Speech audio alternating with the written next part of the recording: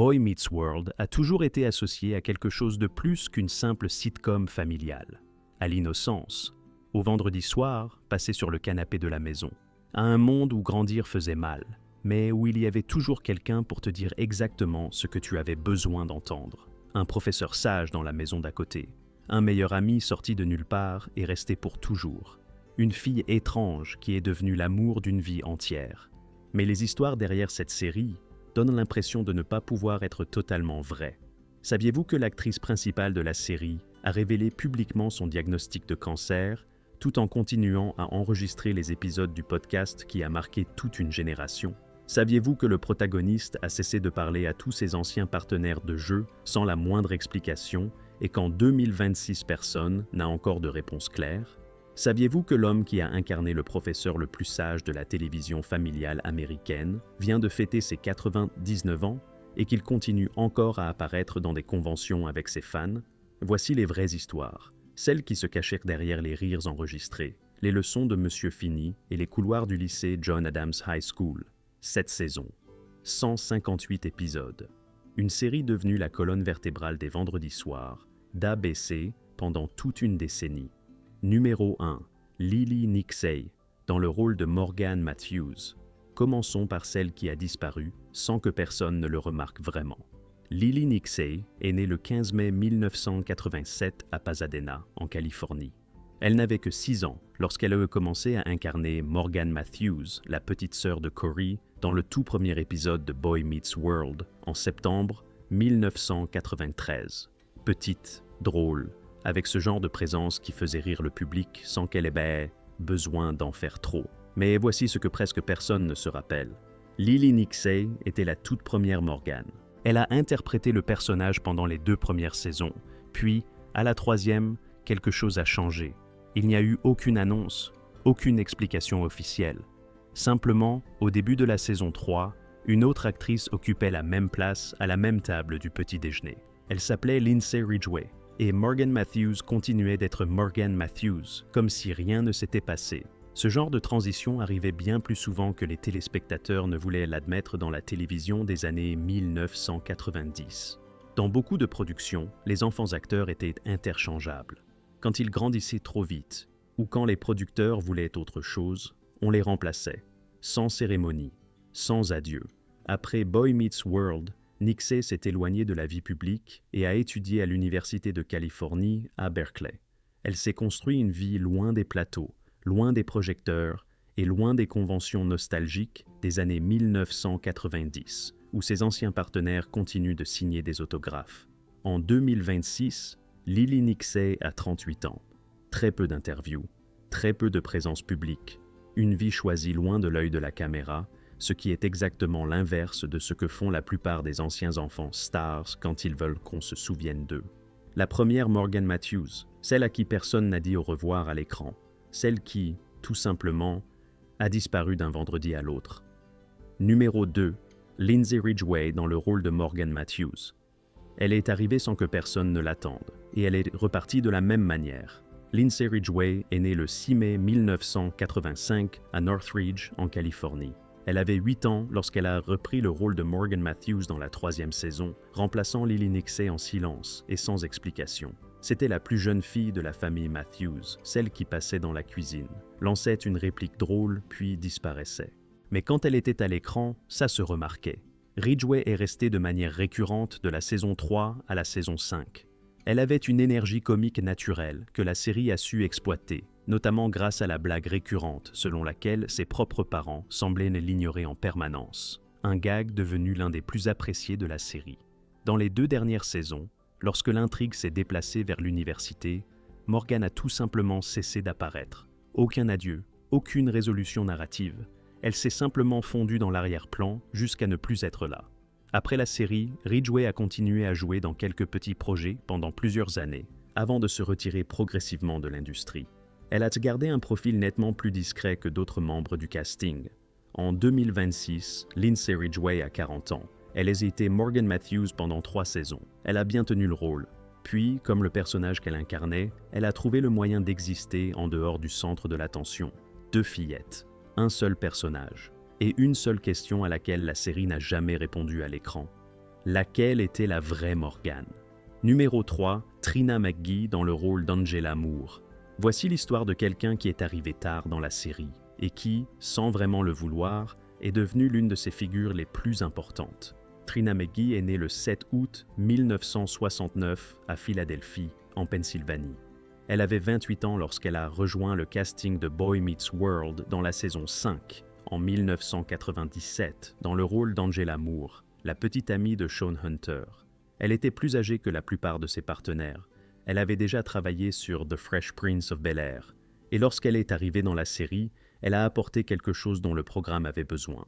Une voix et un point de vue différent. Ce qui rendait Angela particulière, ce n'était pas seulement son histoire d'amour avec Shawn.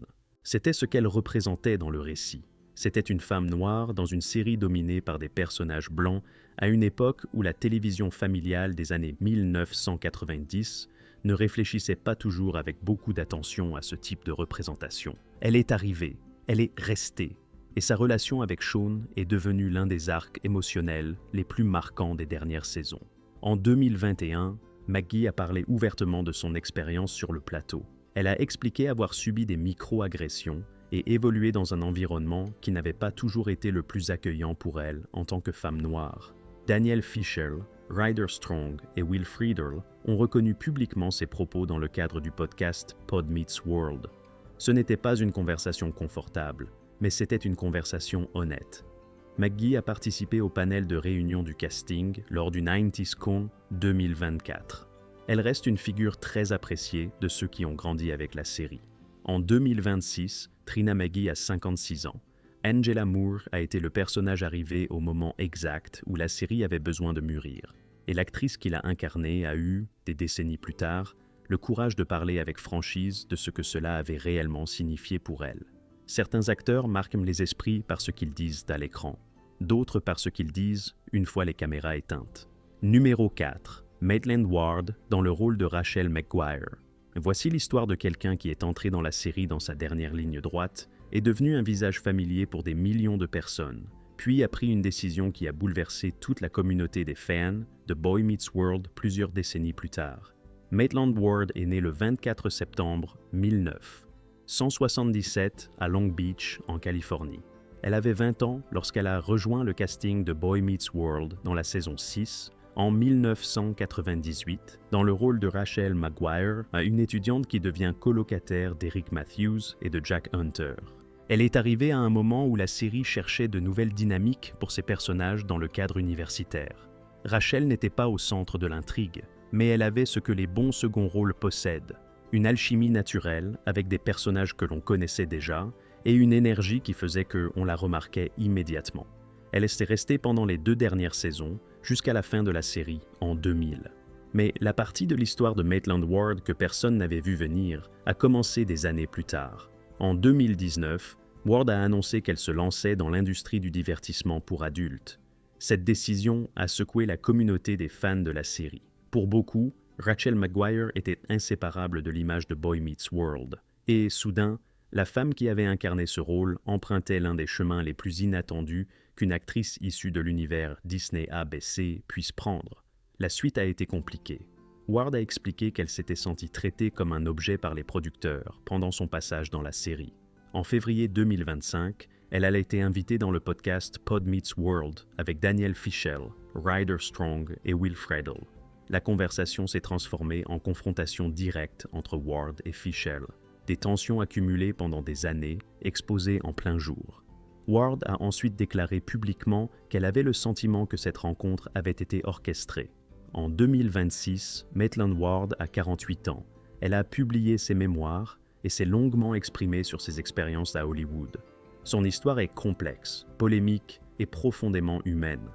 Exactement le genre d'histoire que Boy Meets World a toujours essayé de raconter, même si la série n'avait jamais imaginé la raconter ainsi. Numéro 5. Matthew Lawrence dans le rôle de Jack Hunter. Voici l'histoire du frère arrivé tard, accueilli par tout le monde, et qui a construit quelque chose allant bien au-delà de ce que la série lui avait offert. Matthew Lawrence est né le 11 février 1980 à Abington, en Pennsylvanie. Il avait 17 ans lorsqu'il a rejoint le casting de Boy Meets World dans la saison 5, en 1997 dans le rôle de Jack Hunter, le demi-frère aîné de Sean et colocataire d'Eric Matthews à l'université. Il était le frère cadet de Joey Lawrence, l'un des jeunes acteurs les plus connus des années 1990. Les Lawrence formaient une famille d'enfants acteurs, et Matthew est arrivé dans la série avec ce mélange de noms déjà reconnus et d'envie de gagner sa propre place. Jack Hunter n'était pas le protagoniste, mais il possédait ce qu'ont les bons personnages secondaires, une vraie raison narrative d'exister, au-delà du simple fait de remplir l'espace. Sa relation avec Eric est devenue l'une des dynamiques les plus appréciées des saisons universitaires. Son triangle amoureux avec Rachel et Eric a ajouté une véritable tension à un casting qui avait besoin de nouvelles couches. Ce qui rend son parcours ultérieur intéressant, c'est l'honnêteté avec laquelle il a parlé de la série. En 2024, avant de participer à Pod Meets World, Lawrence a admis qu'il n'avait jamais revu Boy Meets World depuis la fin du tournage en 2000. Lorsqu'il l'a redécouverte pour le podcast, il a déclaré avoir été surpris de voir à quel point elle avait bien vieilli. Il est toujours en contact avec ses anciens partenaires de jeu. Il participe à des conventions. Il prend part à l'univers de fans que Boy Meets World a construit. Et il continue à jouer. En 2026, Matthew Lawrence a 46 ans. Jack Hunter est arrivé pour combler un vide. Et il est resté comme une partie de quelque chose qui, aujourd'hui encore, n'est pas terminé. Numéro 6. Anthony Tyler Quinn dans le rôle de Jonathan Turner. Voici le professeur qui n'était pas fini. Et dans l'univers de Boy Meets World, c'était une position plus compliquée qu'il n'y paraissait. Anthony Tyler Quinn est né le 6 octobre 1964 à San Francisco, en Californie. Il a rejoint le casting de Boy Meets World dans la saison 2, en 1994, dans le rôle de Jonathan Turner, le jeune professeur d'anglais qui devient une figure paternelle pour Sean Hunter lorsque la situation familiale de ce dernier se complique. Il était jeune pour un professeur à l'écran, il conduisait une moto et il représentait quelque chose que M. Finney ne pouvait pas représenter. La possibilité qu'un jeune adulte puisse vraiment comprendre ce que signifiait être adolescent. Sa relation avec Sean Hunter a constitué l'un des arcs les plus émouvants des saisons intermédiaires de la série. Mais dans la saison 4, Turner a un accident de moto à la fin d'un épisode. La scène était intense, émotionnellement forte, et le public attendait une suite. Pourtant, Turner n'est jamais revenu de manière régulière. Le personnage a cessé d'apparaître sans que les scénaristes lui donnent une véritable conclusion. Des années plus tard, lorsque Ryder Strong, Daniel Fishel et Will Friedle ont revu la série épisode par épisode dans Pod Meets World, ce fut l'un des sujets qui a suscité le plus de débats, ce qu'il était arrivé à Turner. Pas de résolution, pas d'explication. L'une de ces décisions narratives que la télévision des années 1990 prenait sans vraiment réfléchir aux conséquences. Quinn a participé au panel de réunion du casting au 90s Con 2024. Il reste une présence très appréciée par les fans de la série. En 2026, Anthony Tyler Quinn a 61 ans. Le professeur dont on se souvient rarement autant que de Mr. Finney a pourtant été, pour beaucoup de spectateurs, l'adulte qui leur ressemblait le plus. Numéro 7. Will Friedle dans le rôle d'Eric Matthews. Voici le grand frère qui a commencé comme le garçon cool et populaire, avant de devenir peu à peu l'un des personnages les plus aimés et les plus complexes de toute la série. Will Friedle est né le 11 août 1976 à Hartford, dans le Connecticut. Il avait 16 ans lorsqu'il a commencé à jouer Eric Matthews dans l'épisode pilote de septembre 1993. Dans les premières saisons, Eric était tout ce que Corey voulait être, beau, populaire, entouré de filles, avançant dans les couloirs du lycée avec une aisance qui semblait totalement inaccessible à Corey. Mais quelque chose de remarquable s'est produit au fil des 7 saisons. Eric a cessé d'être seulement le grand frère cool. Il a évolué vers quelque chose de plus étrange, de plus drôle, de plus humain et, paradoxalement, de plus profond. Les saisons à l'université en ont fait un personnage aux prises avec ses propres limites, ses échecs scolaires et cette question que l'on se pose quand on est le grand frère et que le monde se révèle plus difficile qu'on ne l'avait imaginé. Friedle l'a incarné avec un sens brillant du comique physique, tout en laissant toujours apparaître une véritable couche émotionnelle sous la surface. Après Boy Meets World, sa carrière a pris un tournant qui a surpris beaucoup de monde. Il est devenu l'un des acteurs de doublage les plus prolifiques de sa génération. Il a prêté sa voix à Terry McGinnis, le Batman du futur, dans Batman Beyond, la série animée culte de Warner Bros. Il a également doublé Ron Stoppable dans Kimpossible de Disney. Sa carrière dans le doublage a été longue et fructueuse, construite en silence, loin du type d'attention que reçoivent généralement les acteurs à l'écran. Friedle a parlé ouvertement dans Pod Meets World de quelque chose que tous les acteurs n'évoquaient pas, l'anxiété sévère qu'il a traversée pendant et après les années Boy Meets World. La pression du plateau, la vie publique à un âge précoce, les attentes de l'industrie. Il ne l'a pas caché, il l'a dit clairement. En 2026, Will Friedle a 49 ans. Avec Daniel Fishel et Ryder Strong, il fait partie du trio qui continue de faire vivre l'héritage de la série grâce au podcast Pod Meets World et au documentaire Doc Meets World, présenté au Festival de Tribeca en 2026. En février 2025, il a confirmé que Ben Savage ne parle toujours à aucun d'entre eux, sans explication, sans réponse. Eric Matthews a toujours été celui qui essayait le plus fort, et Will Friedle semble être, dans la vraie vie, exactement la même personne. Numéro 8. Ben Savage dans le rôle de Cory Matthews. Voici l'histoire du garçon du milieu, celui qui était le centre absolu de tout, et qui, un jour, a décidé de cesser de parler aux autres sans ne rien dire à personne. Ben Savage est né le 13 septembre 1980 à Chicago, dans l'Illinois. Son nom complet est Bennett Joseph Savage. Il avait 12 ans lorsqu'il a tourné l'épisode pilote de Boy Meets World en 1993. Cory Matthews, c'était lui, un garçon de Philadelphie en 6e qui essayait de comprendre le monde avec l'aide de son meilleur ami Sean, de sa petite amie Topanga et de la sagesse inépuisable de Monsieur Finney. Et pendant 7 ans, ce fut son monde.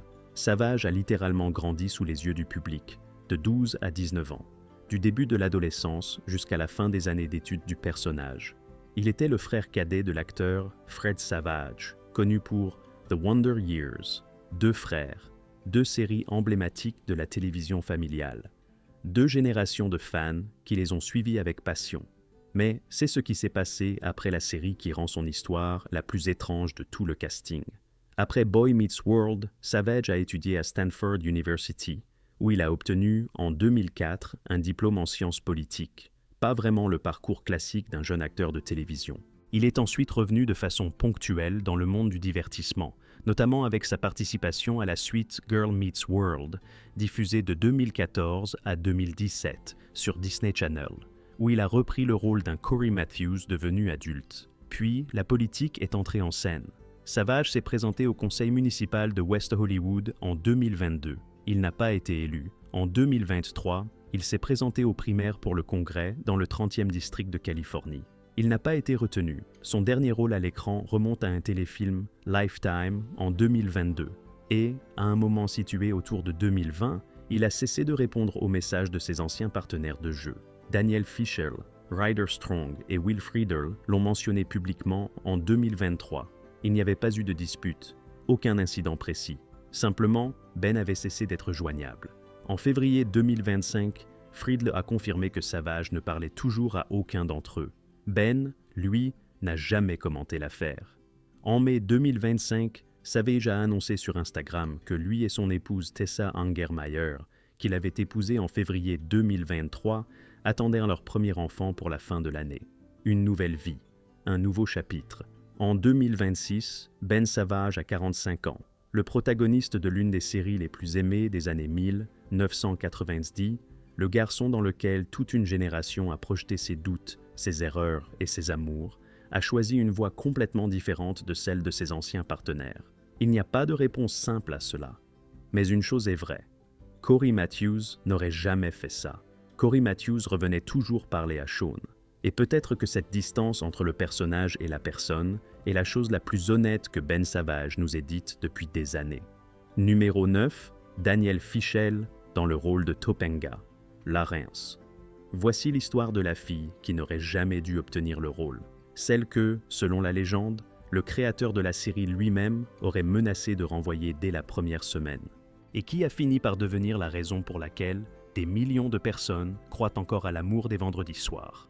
Daniel Fishel est né le 5 mai 1981 à Mesa, en Arizona. Elle avait 11 ans lorsqu'elle a fait ses débuts dans le rôle de Topanga Lawrence dans le 4e épisode de la première saison de Boy Meets World en octobre 1993. Topanga n'était pas dans le scénario du pilote. Elle est arrivée comme un ajout, une fille étrange et excentrique de la classe de Corey que les producteurs ont décidé d'inclure presque par accident. Mais Michael Jacobs, le créateur de la série, a eu des doutes sur Fischel dès le départ. D'après ce que l'actrice elle-même a raconté des décennies plus tard, Jacobs a menacé de la renvoyer pendant la première semaine de tournage. Quelque chose, à ses yeux, ne collait pas encore. Quelque chose ne fonctionnait pas. Ce qui a sauvé Danielle Fishel, c'est qu'au contraire, quelque chose fonctionnait très bien. L'alchimie entre elle et Ben Savage. Cette chose intangible qui fait que deux personnes à l'écran donnent l'impression de se connaître depuis toujours. Il n'y avait pas d'explication technique, c'était là. Ou ça ne l'était pas, et c'était là.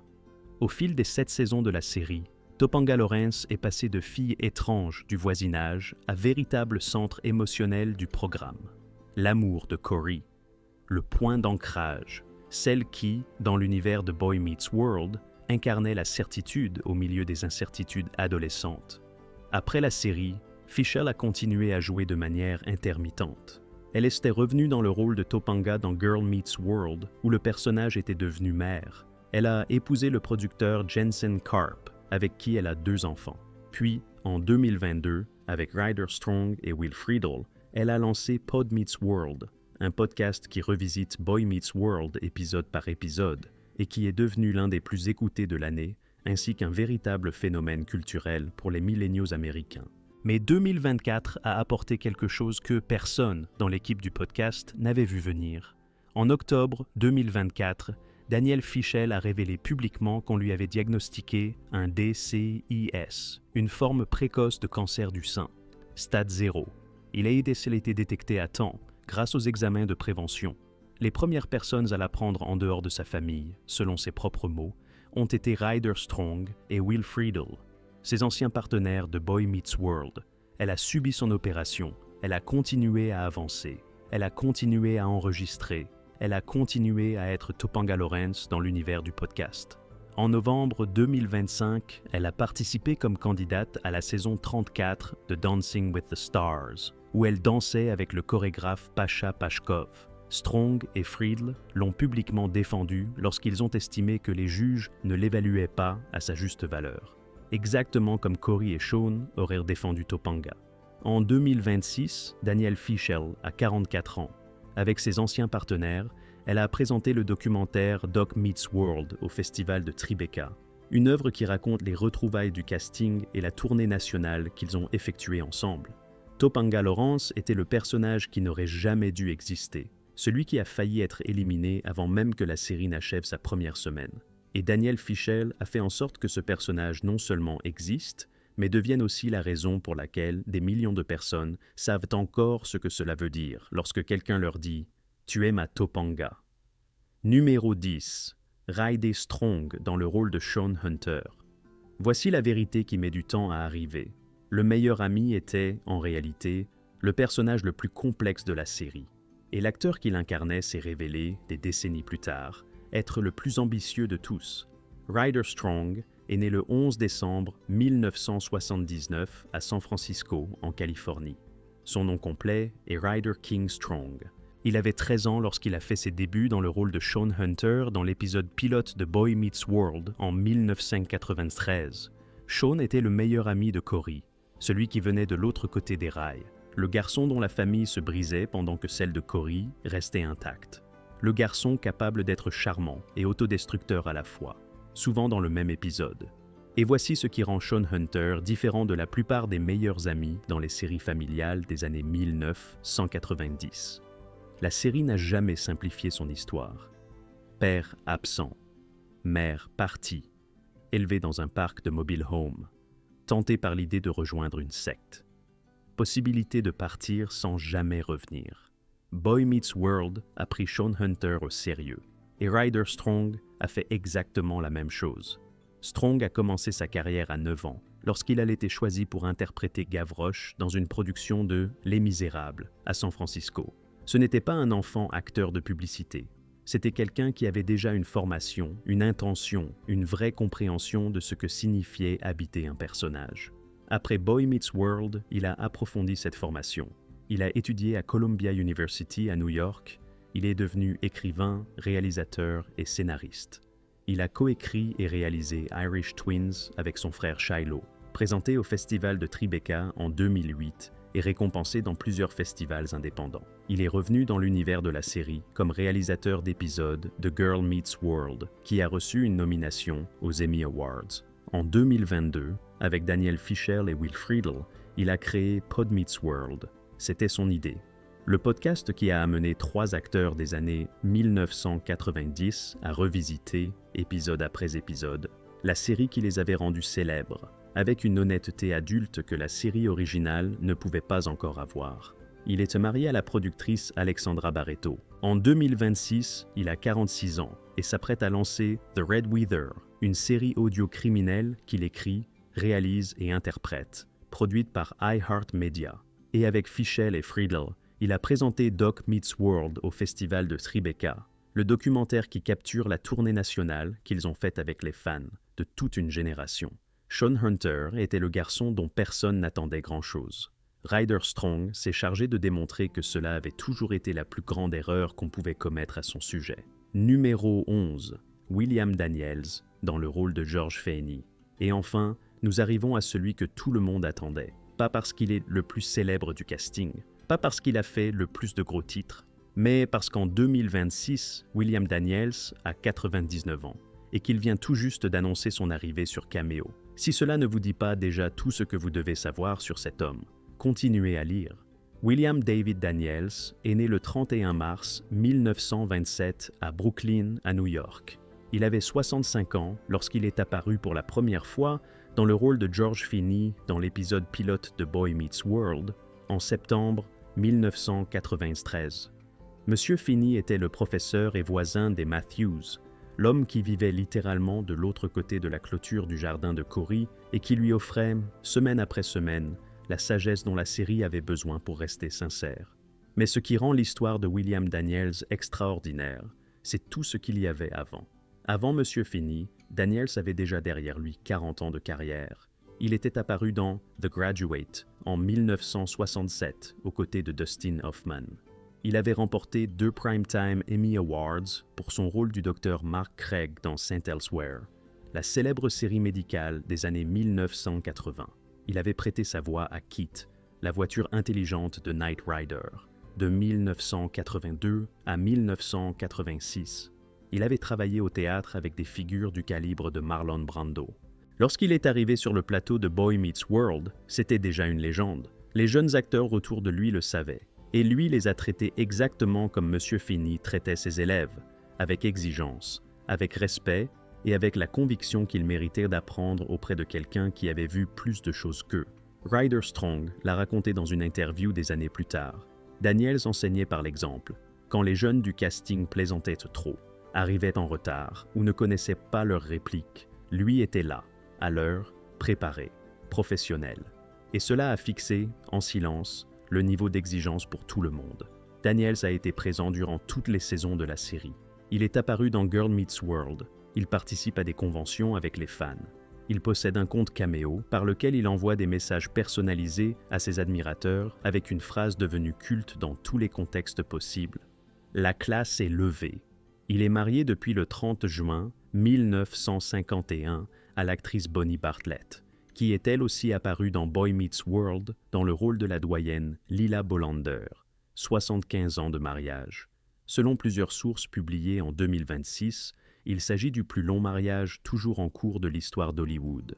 Le 14 octobre 2025, à l'âge de 98 ans, il est apparu comme invité surprise dans Dancing with the Stars, alors que Daniel Fishel était en compétition. Le 31 mars 2026, il a fêté ses 99 ans. Il l'a célébré avec des pâtes maison, qui restent son plat préféré, entouré de sa famille. Il continue de s'entraîner 2 fois par semaine, avec un coach sportif aux côtés de Bonnie. Pour rester jeune, dit-il, le secret est de continuer à bouger, de faire des choses qu'on aime et de trouver une forme d'exercice qui procure du plaisir. Ça, et écouter son professeur. La dernière réplique du tout dernier épisode de Boy Meets World appartenait à Monsieur Feeney. Toute la salle a retenu son souffle. Et ce qu'il a dit n'a pas besoin d'être répété ici, parce que, si vous avez vu cet épisode, vous le gardez quelque part en vous, non pas comme le souvenir d'une série, mais comme quelque chose que vous avez ressenti sans jamais vraiment pouvoir l'expliquer. En 2026, William Daniels a 99 ans, le seul acteur qui aurait pu prononcer cette dernière réplique de cette façon. Et il n'a toujours pas fini. Et dites-le nous en commentaire, quel était votre personnage préféré dans Boy Meets World? Eric, le grand frère qui n'a jamais cessé d'essayer? Topanga, celle qui a failli être éliminée avant de devenir le cœur de toute l'histoire? Sean, le garçon dont personne n'attendait grand-chose et qui s'est révélé être le plus profond de tous? Ou bien Monsieur Finney, ce voisin qui vous a appris plus sur la vie en cette saison que n'importe quel vrai professeur que vous ayez jamais eu?